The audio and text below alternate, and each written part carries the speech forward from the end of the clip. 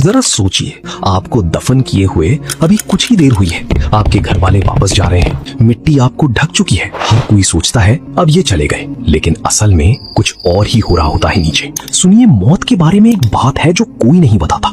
आप खत्म नहीं हो जाते, आप सो नहीं रहे, आप कयामत के दिन तक अंधेरे में इंतजार नहीं कर रहे, बल्कि आप पूरी तरह होश में होते हैं, एक पूरी नई अनदेखी जिंदगी जी रहे होते हैं। ज्यादातर मुसलमान सोचते हैं मर गए या तो सीधा जन्नत या फिर सीधा सो जाओ कयामत तक, बीच में कुछ नहीं। गलत, बिल्कुल गलत।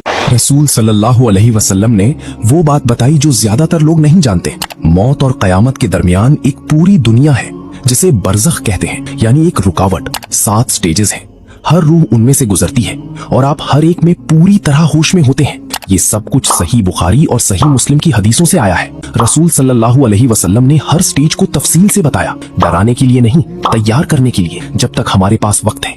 आइए मैं आपको ले चलता हूँ 7 स्टेजेस में। आखिर तक आपको पता चल जाएगा कि आपका क्या इंतजार कर रहा है और अभी से कैसे तैयारी करनी है। स्टेज 1, उतरना, द डिसेंट।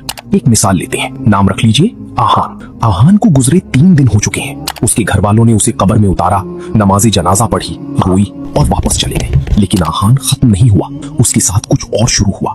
उसकी रूह वापस उसके जिस्म की तरफ खिंच रही है। जिंदगी जैसा नहीं, बल्कि कुछ और ही। वो ऊपर मिट्टी के उस पार अपने घर वालों के कदमों की आहट सुन रहा है। खामोशी, बोझिलियत, लेकिन वो अकेला नहीं है। अगर आहान ने अच्छी जिंदगी गुजारी थी तो उसके पास एक खूबसूरत शक्ल आती है, सफेद कपड़ों में, खुशबू से लथपथ, पुरसुकून चेहरे के साथ। वो धीरे से पूछता है, क्या तू जानता है मैं कौन हूँ? आहान फुसफुसाता है, तेरा चेहरा सुकून देता है। वो कहता है, मैं तेरी नेक कर्म हूँ, जिंदगी में तेरे साथ रहा और हमेशा रहूंगा। लेकिन अगर आहान ने अपनी जिंदगी बर्बाद कर दी थी तो उसकी तरफ एक काली सी शक्ल रेंगती है, चेहरा काला, बदबूदार, सड़ा हुआ। वो गुर्राता है, क्या तू जानता है मैं कौन हूँ? आहान कांपता है, मैं तुझे देखना नहीं चाहता। वो फुंफकारता है, मैं तेरे बुरे कर्म हूँ, जिंदगी में तेरे पीछे लगा रहा और अब तू मुझसे बच नहीं सकता।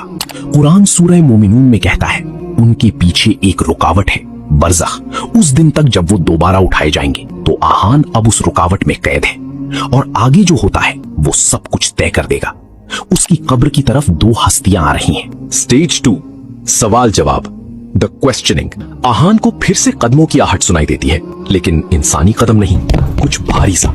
उसकी कब्र में 2 शख्सियतें आती हैं, मुनकर और नकीर। वो फरिश्ते जो हर रूह से सवाल करने आते हैं। उनकी आवाज से जमीन कांप जाती है। वो 3 सवाल पूछते हैं, तेरा रब कौन है, तेरा दीन क्या है, तेरा नबी कौन है। अगर आहान अपनी ईमान पर जिया था तो जवाब उसकी जबान से अपने आप निकलते हैं, मेरा रब अल्लाह है, मेरा दीन इस्लाम है, मेरा नबी मोहम्मद सल्लल्लाहु अलैहि वसल्लम है। उसका दिल सच्चाई जानता है, कोई हिचकिचाहट नहीं। उसकी कब्र रोशनी से भर जाती है। लेकिन अगर आहान सिर्फ जबान से मुसलमान था, दिल से नहीं, तो उसकी जबान जम जाती है। मैं नहीं जानता, लोग कुछ कहते थे, अल्फाज नहीं निकलते। उसका दिमाग पूरी तरह खाली हो जाता है, घबराहट छा जाती है और अंधेरा उसे घेरने लगता है। रसूल सल्लल्लाहु अलैहि वसल्लम ने सही बुखारी में चेतावनी दी, तुमसे सवाल पूछे जाएंगे और तुम्हारी पूरी आखिरत उन जवाबों पर टिकी है। अब कब्र उसके जवाबों के हिसाब से बदलना शुरू करती है। अगले स्टेज में, स्टेज 3, फैलना या सिकुड़ना, एक्सपेंशन और कंस्ट्रिक्शन। अचानक आहान को लगता है दीवारें हिल रही हैं उसके आसपास, कब्र के साथ कुछ हो रहा है। अगर आहान ने सही जवाब दिए थे तो उसकी कब्र फैल जाती है, दीवारें दूर तक चली जाती हैं, जहां तक आंख देख सके। कुशादा, आरामदेह, किसी महल के कमरे की तरह। वो सांस ले सकता है, हिल सकता है। मिट्टी जो कुछ देर पहले भारी लग रही थी अब नरम गद्दे लगती हैं। लेकिन अगर वो सवालों में फेल हो गया तो उल्टा होता है, दीवारें अंदर की तरफ खिसकती हैं, भींचती, कुचलती। उसकी छाती सिमट जाती है, पसलियां एक दूसरे में धंसने लगती हैं। दर्द असहनीय, वो न हिल सकता है, न ठीक से सांस ले सकता है। जमीन खुद उसे सजा दे रही है। रसूल सल्लल्लाहु अलैहि वसल्लम ने सही मुस्लिम में फरमाया, यहाँ तक कि नेक इंसान को भी पहले एक हल्की सी भी भींच, थोड़ी सी घुटन महसूस होती है, इंसानियत की याद दिलाने के लिए, और फिर वो खुल जाती है, माँ की गोद की तरह। एक ही जमीन, 2 बिल्कुल अलग हकीकतें। आपके अमल तय करते हैं कि आपका कौन सा हिस्सा बनेगा। स्टेज 4, रोशनी या अंधेरा, लाइट और डार्कनेस। आहान की आंखें अब उसके आसपास ढल गई हैं और फिर वो कुछ देखता है। अगर आहान ने 5 वक्त की नमाज पढ़ी, सदका दिया, लोगों की मदद की, तो उसकी कब्र नरम सुनहरी रोशनी से भर जाती है, सूरज उगने जैसी। उसका हर नेक काम रोशनी बनकर उसे घेर लेता है। वो साफ देख सकता है, गर्मी और सुकून महसूस करता है। लेकिन अगर वो नमाज छोड़ता था, झूठ बोलता था, तौबा किए बिना लोगों को दुख पहुंचाता था, तो उसके चारों तरफ घना अंधेरा छा जाता है, गाढ़ा, दम घोटू। वो अपने हाथ भी नहीं देख सकता। अंधेरा उस पर भारी पत्थर की तरह चढ़ जाता है।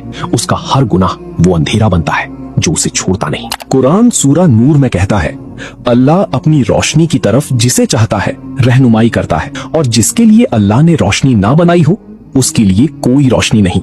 आप जिंदगी में जो कुछ करते हैं वो आपकी कब्र में रोशनी या अंधेरा बनता है। हर चुनाव मायने रखता है, हर नमाज गिनती में आती है, हर झूठ अंधेरे में एक बूंद डाल देता है। स्टेज 5, आराम या अजाब, कंफर्ट और टॉर्मेंट। अब आहान उस हकीकत में बैठा है जो उसके अमल ने बनाई। फिर उसकी कब्र में एक खिड़की खुलती है, वो उसके जरिए कुछ देखता है। अगर आहान ने अच्छी जिंदगी गुजारी तो वो उस खिड़की के जरिए जन्नत देखता है, बाग, नहरें, खूबसूरती जिसकी कोई सिफत नहीं की जा सकती। वो उसकी खुशबू सूंघता है, गुलाब और कस्तूरी और एक मिठास जैसी कभी नहीं जानी। हर सांस उसे खुशी से भर देती है। ये उसका झलकी है, उसका वादा। उसके दिल में सुकून छा जाता है। लेकिन अगर वो नाकाम रहा तो एक अलग खिड़की खुलती है, जहन्नम की आग। वो आग के शोले देखता है, उसके चेहरे पर गर्मी महसूस होती है। वो जलते हुए गोश्त और गंधक की बदबू सूंघता है। दहशत उसे अपनी गिरफ्त में ले लेती है। ये उसकी झलकी है, उसकी चेतावनी। वो मुंह फेरने की कोशिश करता है लेकिन फेर नहीं सकता, खिड़की खुली रहती है। रसूल सल्लल्लाहु अलैहि वसल्लम ने सही बुखारी में फरमाया, मोमिन की कब्र जन्नत के बागों में से एक बाग बन जाती है और गुनहगार की कब्र जहन्नम के गड्ढों में से एक गड्ढा बन जाती है। अभी इस वक्त लोग अपनी कब्रों में इन हकीकतों से गुजर रहे हैं। उनका जिस्म तो मिट्टी में मिल गया लेकिन उनकी रूह पूरी तरह होश में है। आपके लिए कौन सी खिड़की खुलेगी? स्टेज 6, बरज़ख में इंतजार, वेटिंग इन बारज़ख। आहान को अपनी कब्र गए 800 साल हो चुके हैं लेकिन उसे इसका पता नहीं। अगर आहान सुकून में है तो ये 800 साल उसे दोपहर की झपकी जैसे लगते हैं। वक्त पलों की तरह गुजर जाता है। वो आराम से है, जन्नत के ख्वाब देख रहा है, उसकी खुशबू सूंघ रहा है और कयामत के दिन का सब्र से इंतजार कर रहा है। कोई तकलीफ नहीं, बस सुकून भरा आराम। लेकिन अगर आहान अजाब में है तो हर एक लम्हा उसे बेहद लंबा लगता है। एक दिन ऐसे कटता है जैसे 1 साल का अजाब। 800 साल उसे अनंत काल जैसे लगते हैं। वो चीखता है लेकिन कोई सुनता नहीं। वो बिल्कुल अकेला, बिल्कुल कटा हुआ। दर्द रुकता नहीं, गर्मी कम नहीं होती, अंधेरा नहीं हटता। रसूल सल्लल्लाहु अलैहि वसल्लम ने चेतावनी दी, कब्र या तो जन्नत का बाग है या जहन्नम का गड्ढा। जरा सोचिए, कुछ रूहें हजारों साल से इंतजार कर रही हैं और वो अभी भी वही हैं, अब भी उसी हालत में जो उनके अमल ने बनाई। आप अब भी तैयारी कर सकते हैं, लेकिन जब आप वहां पहुंच जाएंगे तो कुछ बदलने की कोशिश करने की भी सुधि नहीं रहेगी। स्टेज 7, दोबारा उठना, द रेजरेक्शन। और फिर अचानक सब कुछ बदल जाता है। एक आवाज आसमान को फाड़ देती है। इसराफील अलैहिस्सलाम वो बिगुल फूंकते हैं, आसमान कांप उठता है, पहाड़ रेजा रेजा हो जाते हैं। आहान ये आवाज अपनी कब्र के अंदर भी सुनता है। अगर आहान सुकून में था तो वो चैन से उठता है। वो इसी दिन का इंतजार कर रहा था, जिस दिन वो अल्लाह से मिलेगा, जिस दिन उसके सब्र का इनाम मिलेगा। जैसे ही वो खड़ा होता है, सुकून उसे घेर लेता है। वो तैयार है। लेकिन अगर आहान अजाब में था तो वो पूरी दहशत के साथ उठता है। बरज़ख तो सिर्फ एक झलकी थी। अब आता है असली फैसला। अब आती है हमेशा की रात या हमेशा की सुबह।